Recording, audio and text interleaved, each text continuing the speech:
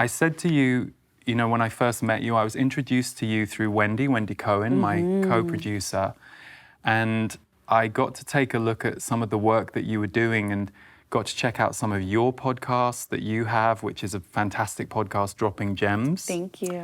And I got to see you interviewed, and I just felt so strongly when I saw you that not only are you a bright light, but you're a very important voice and heart consciousness for our time right now. So I salute you, and I'm really curious to see how you're doing right now in this crazy time that we're in, and yeah, all the things that we've all been going through. Yeah. Oh, thank you so much. And one, what a true pleasure and honor it is to be here and share this space with you. You know, in this moment in time, I would say I'm having the time of my life.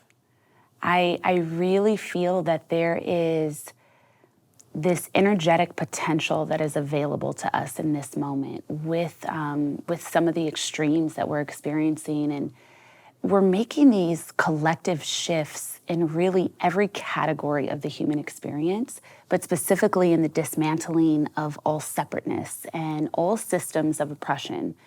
And so being alive in this time where like people's voices are powerfully coming back into them, where there is this remembrance of this wholeness, this dignity that existed ancestrally, it's a privilege to be alive right now. And I feel like, not to say that this moment is without profound challenge, because I think we are all being stretched and challenged and called to become more in so many ways that can be perceived as painful very often. If you lock into it, which I've really been working to do especially the last year, but really the last couple of years, I've been called to just deepen. Don't be scared to look at anything. And so having that openness for myself while also kind of like pulling in all of this energy that's available right now, I feel more purposeful than I've ever felt. I feel more healed than I've ever felt, and I feel more clear than I've ever felt. And that is why you are an important voice for our time, because what I love about what you've just said is obviously living in the world that we do and seeing the very diverse reactions and experiences that people are having right now to what's going on the planet.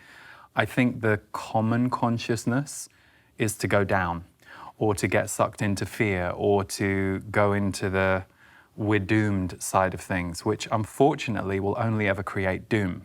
And that's just the way that energy works. You know, if every single member of this planet right now thought that we were doomed, we would be doomed within months. I mean, and that's just the truth.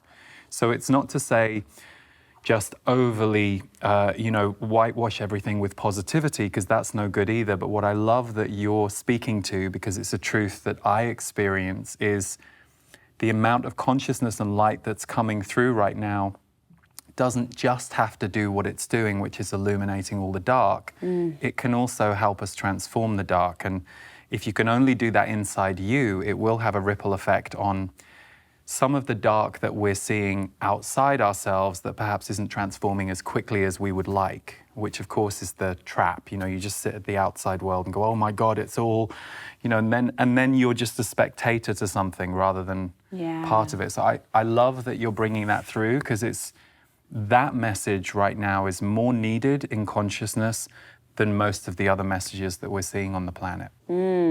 Wow, thank you. What I'm hearing and what you're saying too is a quote for the ages from Rumi, which is, let darkness be your candle. And I remember when I first heard that, really not even fully understanding what that could mean. I knew there was deep, deep truth in it for me. And that was kind of my go-ahead to say, when I see pain, I will dive into it.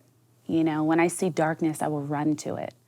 And that, for me, created such an immense amount of freedom in the way that I experienced myself in my life.